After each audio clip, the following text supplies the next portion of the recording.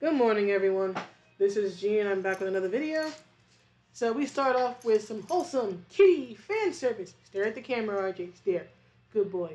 Saturday is Saturday. Saturday is Saturday. Thank you, RJ. There you go. Hello, everyone. This is G, and I'm back with another video. And I'm somewhat formally dressed today because I have a virtual Zoom meeting with a friend of mine. In a few hours, and I just wanted to, look nice and all that stuff. So, as many people have covered recently over the past few days, right?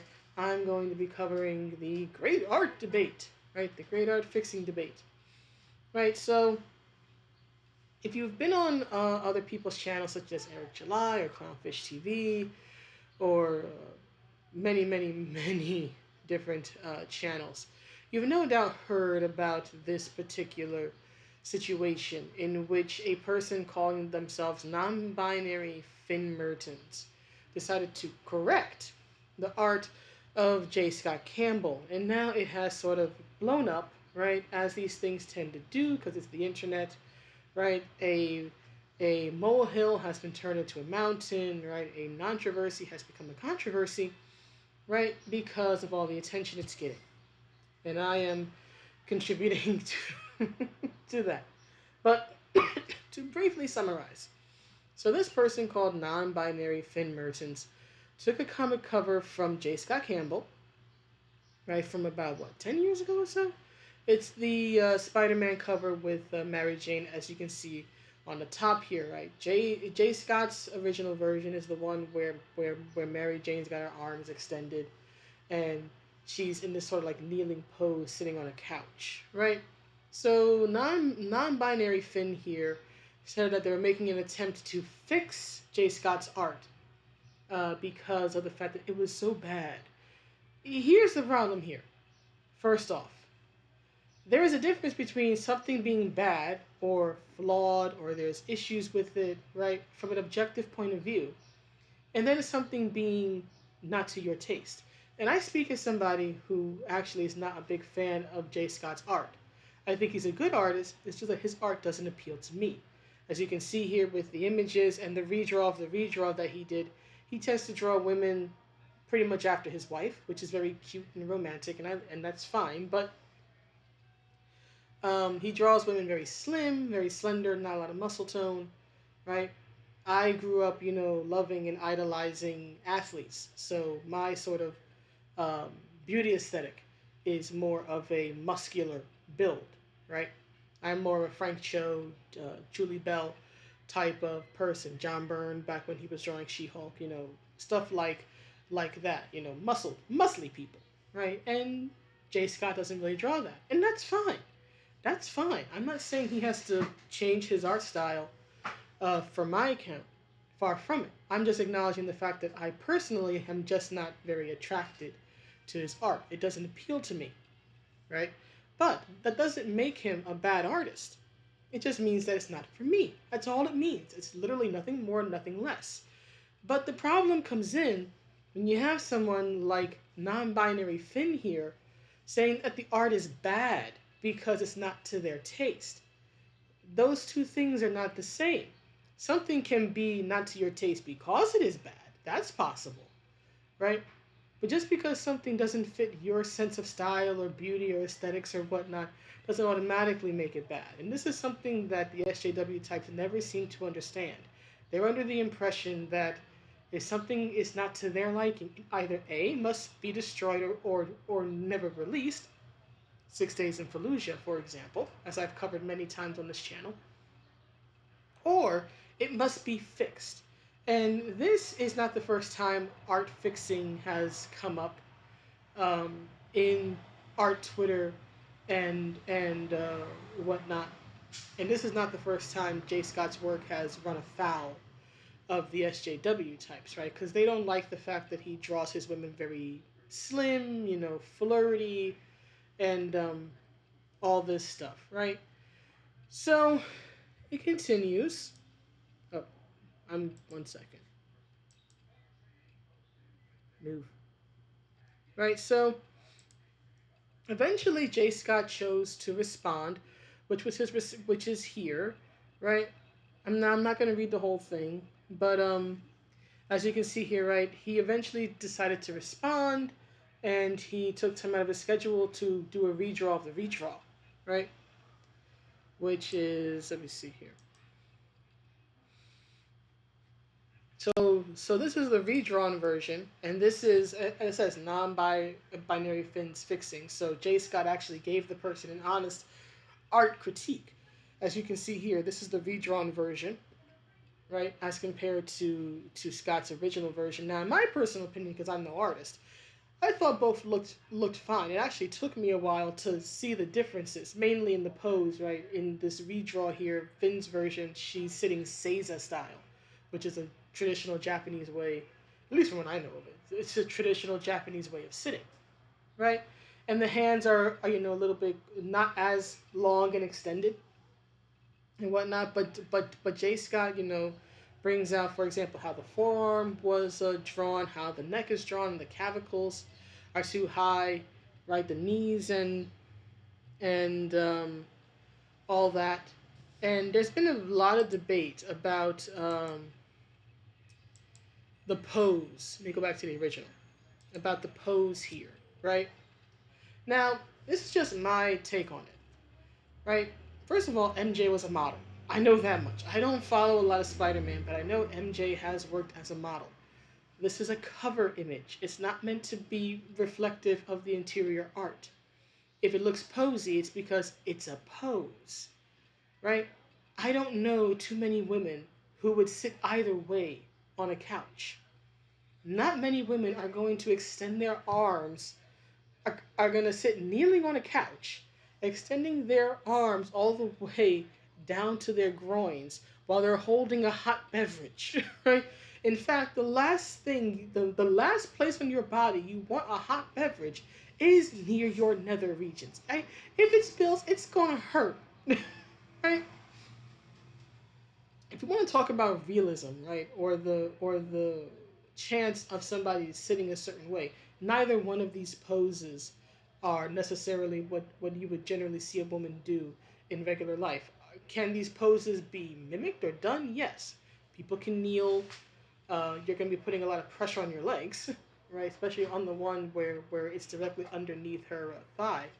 And people can sit seiza. Again, it's a cultural sitting position in Japan, but it's gonna put a lot of pressure on your legs, right? It's not gonna be comfortable.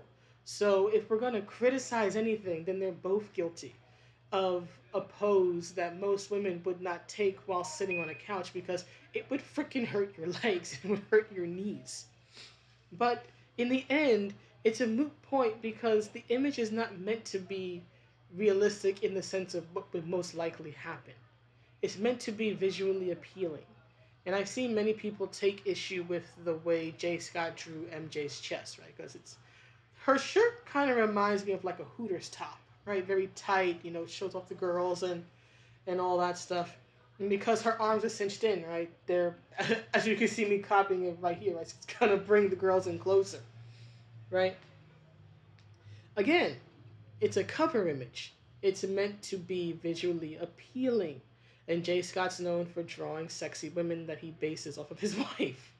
So I can't say I'm surprised that the shirt's kind of, cut off a little bit at the top, right?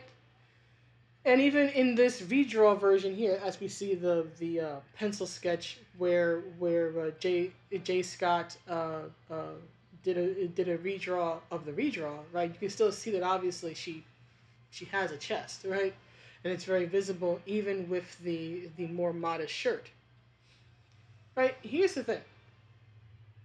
I think had non-binary Finn just said, "Hey, this is my take on this cover. Let's I'm putting it out there. Let's see how you like it." I think this would have been fine. Redrawing art, doing your own take on art of another person's art, is by no means new in the artist community or in any sort of creative forum. Just listen to music. They they they they copy and are inspired by each other all the dang time. It's nothing new. The problem is that non binary Finn started this whole argument by saying that the art was bad when it's not. Is it exaggerated a bit? Yeah, sure. I mean, MJ's arms look a bit hyperextended, right? But outside of that, there is nothing wrong with the image, in my personal opinion. Is it sexy and cute and flirty? Perhaps.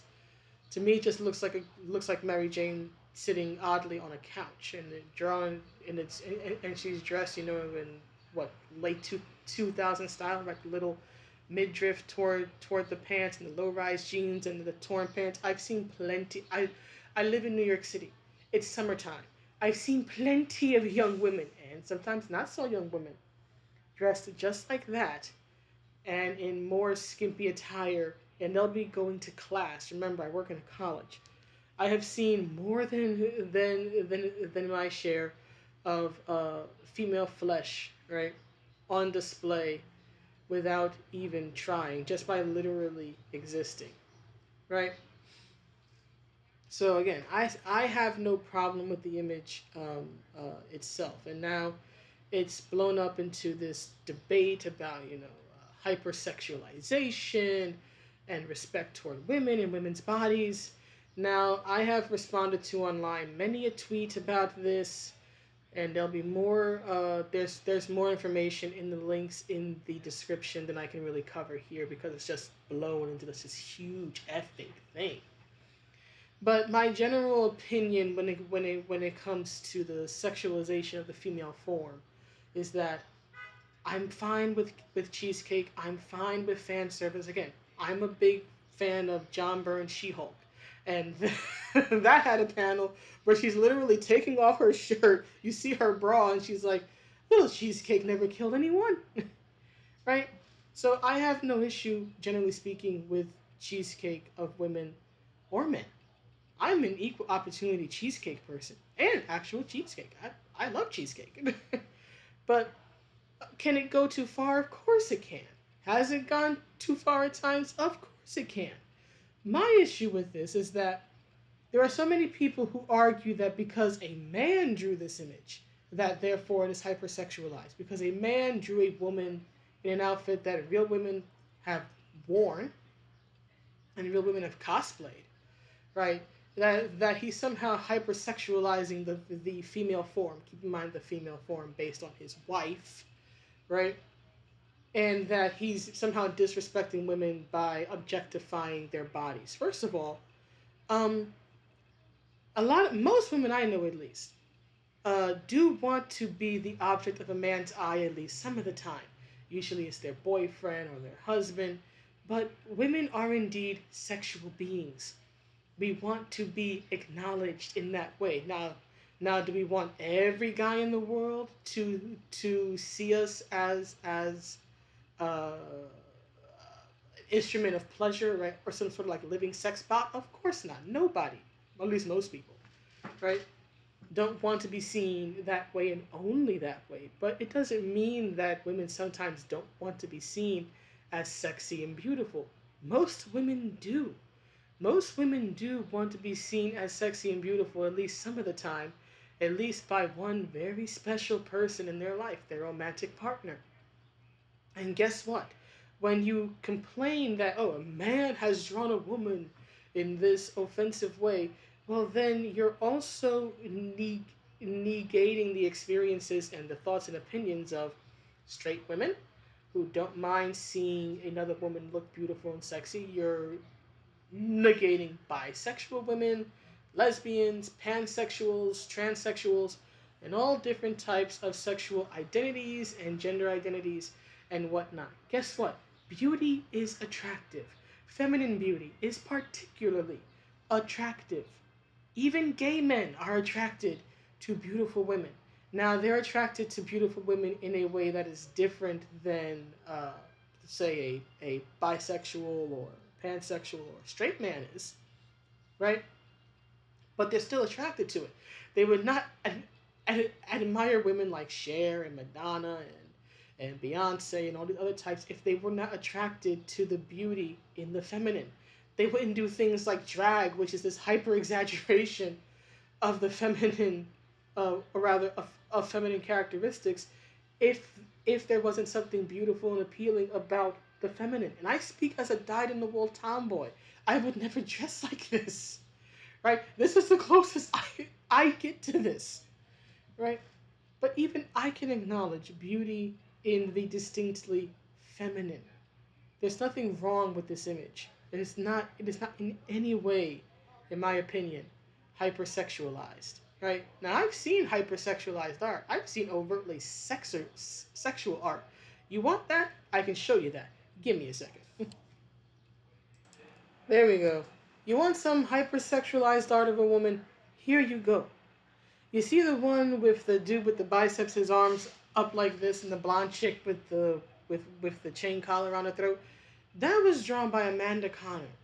That was drawn by a woman, and no one complains. But J. Scott Campbell draws Mary Jane in a kneeling pose on a couch, and suddenly people lose their minds. Again, and keep in mind, this cover is like 10 years old, right? This is the type of stuff that bugs me. Now, of course, as I mentioned earlier, there's this debate about the hypersexualization of a woman, right?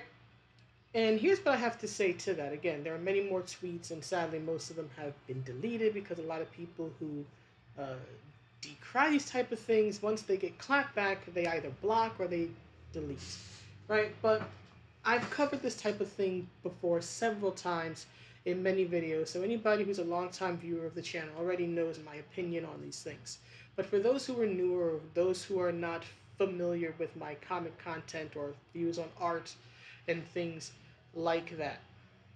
There has been an argument for a long time that if a woman is depicted in a distinctly sexual manner, as we see here with this dominant, submissive thing from Amanda Connor, Ivy from the Soul Calibur games, Samara from Mass Effect, and then this very sexy take on Chun-Li, that a woman is being objectified, or that she's being depicted in a way that is insulting.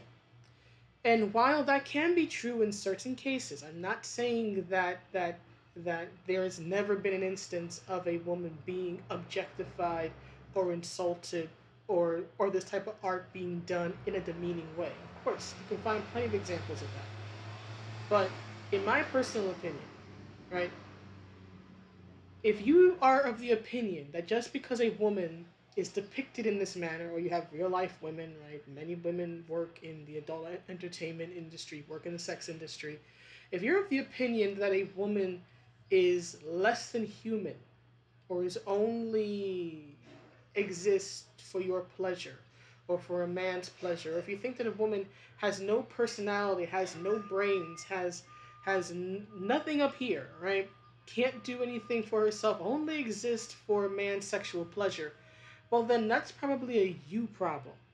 And I've seen that type of argument come from other women, saying that, oh, these images are bad because for the male gaze. Guess what? Men like pretty women. Women like pretty women. And guess what? At least with these particular images, with the exception of the one drawn by Amanda, because obviously that's BDSM, it's the submissive and the dominant, right? There's a power exchange there and all that. But the other ones, right? Ivy, Samara, Chun Li, right? Those are distinctly powerful women, right? In their respective works, right?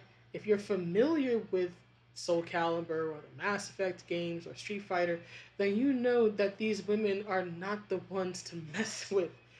To quote uh, Victoria's WWE theme, "I ain't the lady to mess with," right?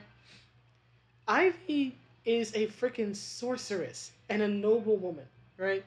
Samara is more or less a sexy space samurai, and Chun Li is a Interpol police officer type thing, right?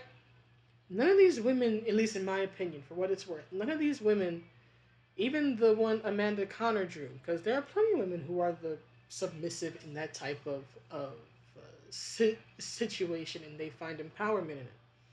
None of these women are um, in my opinion, displayed as weak or some way objectified or insulting. I don't find these images personally um, uh, insulting. Now, are they indecent? Yeah, sure. That's kind of the point. It's not modest. It's the exact opposite of modesty. None of these could be considered modest images, or in story, right? Modest women, right? A woman who travels around the galaxy murdering criminals is by no means modest, right? Living by this crazy strict honor code that demands that you kill the wicked and save the innocent. That's not modest. That's not modest by any means. But that's what Samara does, right? If you look at these and you just think that they're brainless bimbos and you have no respect for how they are depicted in story, well, then again, that is a you problem. If you literally can't see past the lack of clothing, that's a you problem. And I want to be clear, I am not saying for one second that you have to like these designs. To tell you the truth, I've always thought Ivy's look is tacky as hell. I seldom like any of her costumes because I find both this, the standard, leather and whip, and the obvious dominatrix vibe, right, to be tacky. I find her other costumes where she's like fully dressed and it looks like military gala or something, and the hair is slicked back and all that. I find that tacky too, right? But I also realize that in story, Ivy's an incredibly empowered woman, and that she's takes charge. And again, she's the dominant, right? She's the one trying to free herself from an evil man's legacy, and that man is her own father, right? And again, there's a story, with the exception of the Connor image, because I think she just drew that for the Big Bang Theory or whatever. But the other theory, there's a long and storied history with these characters in their respective franchises. And I know these stories because I've actually played these games, right? And I can acknowledge that, guess what? Very strong women like to show off that strength. And they sometimes do it by wearing very skimpy outfits. It can be, for some women, a source of empowerment or an expression of power in this very distinct feminine way, this hypersexual, hyper feminine, aggressive manner. And that's okay, in my personal opinion. Again, I may not always like the look, but I've also learned in life that if something is not to my taste, to just look the other way, to not pay it any mind. I don't like horror, so I don't play Resident Evil. I don't like vanilla ice cream, so I don't eat it. I don't like J. Scott Campbell's art all that much, so I don't usually look. I'm not offended by his art. It's just personally not appealing to me. And again, that's fine. He doesn't have to um, change his art for my sake, right? And one more thing, I've seen, because he put out this very long message about how he's not anti-trans, he's not anti-woman, and he mentioned that he's not affiliated with Comicsgate, and some people I've seen online have taken issue with that. Here's how I view it. I think it's a good thing that he says he's not affiliated with Comicsgate. First of all, saying he's not affiliated is a much more professional response to Comicsgate, or rather to the accusations that he's Comicsgate, than say Frank Cho did a few years ago, where he literally said on Facebook, F Comicsgate, without knowing what in the world Comicsgate is or was at that time, right? You have to remember that J. Scott Campbell still works in the mainstream comic industry. Even his own, the little bio on Twitter, he mentions that he's worked and is working for Marvel and DC. He doesn't want to lose those gigs. And what happens in these type of debates, especially when it involves comic art, is that people who are anti-Comicsgate, or people who just, again, don't like this type of cheesecake fan servicey type of art, will immediately say, "Oh, this person's Comicsgate," or they must be bad be it because Comicsgate likes them and supports them. Because one of the big things about Comicsgate is that they don't agree with the desexing and debeautifying of women, right? And they're very open and honest and vocal about that.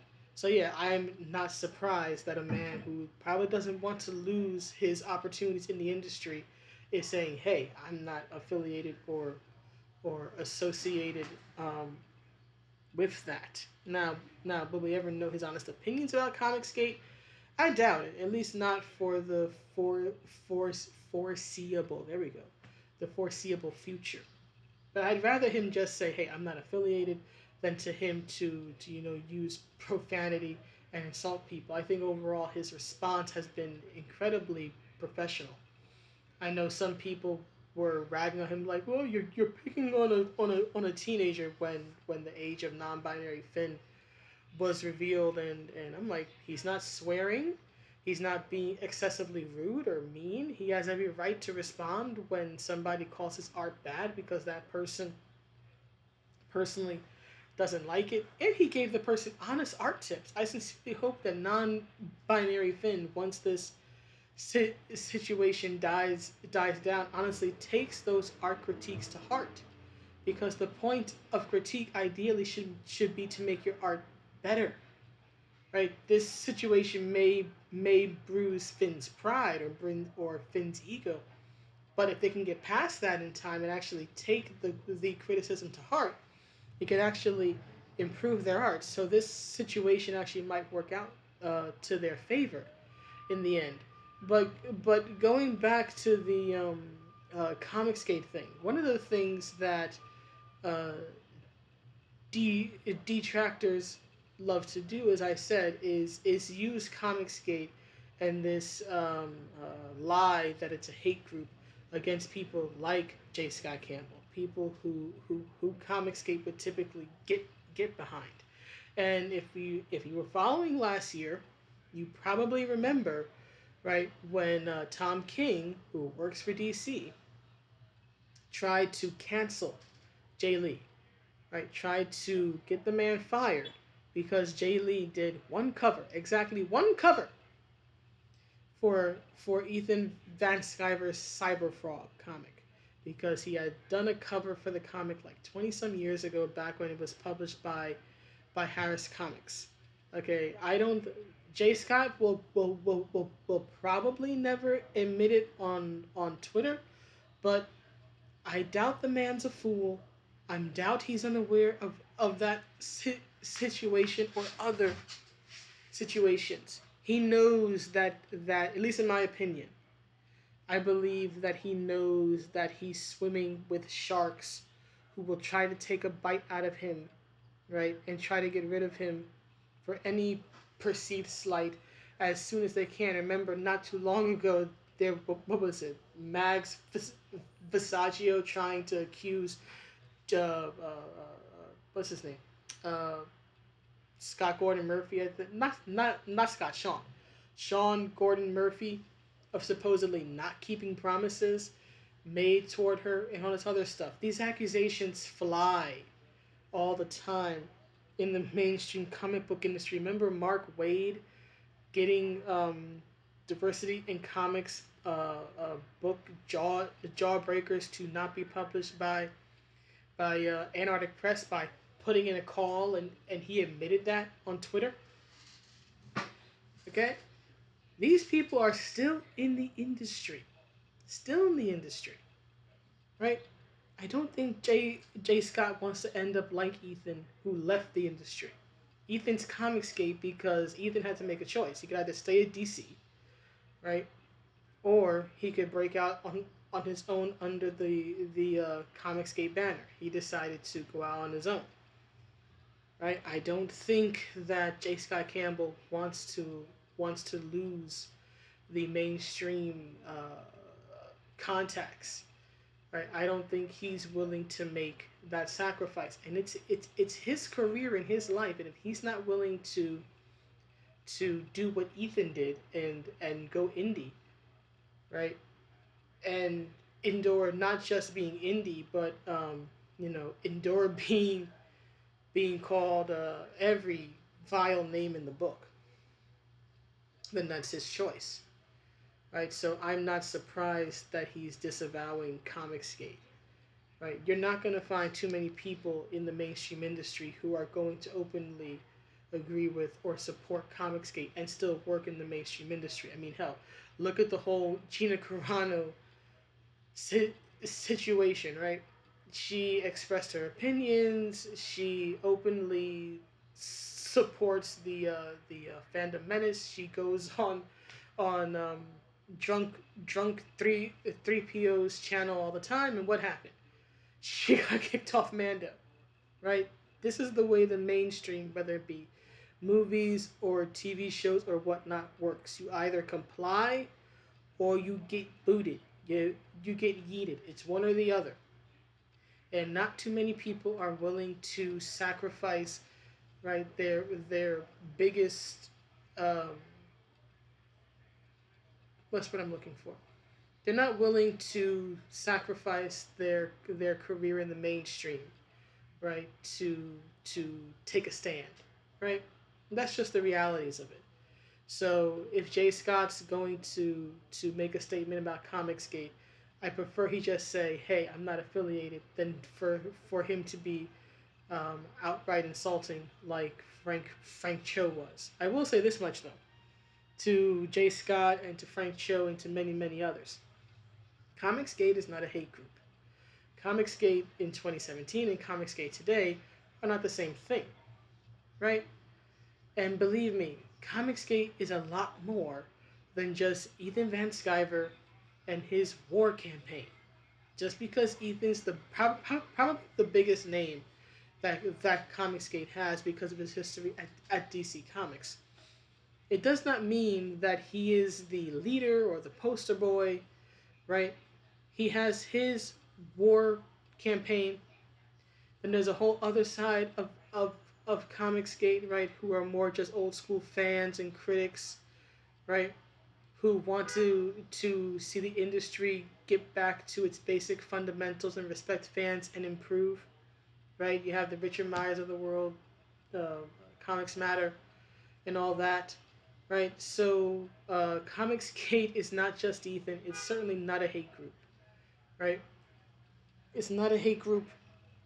And hell, Comicsgate itself has pretty much experienced a schism.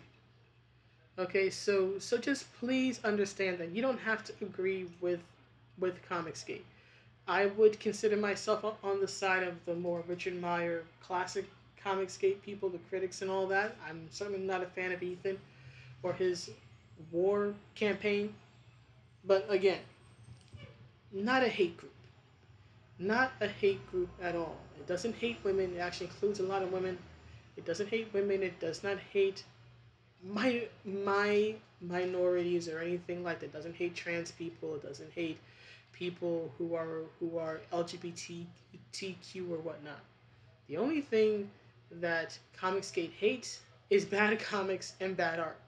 That's literally it. If you make good comics and good art, then they won't be upset with you, right? That's actually why they come out in support of people like Jay Scott or Frank Cho or whatnot, because those people are good at what they do.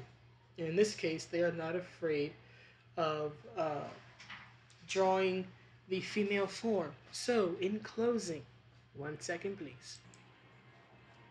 Just remember, a little cheesecake never killed anybody. Loosen up and live a little, and enjoy this image in whatever way that strikes you. But anyway, that's the video. Please let me know what you think, and I will see you all in the next one. Have a good day or night wherever you are. Have a good weekend. Bye.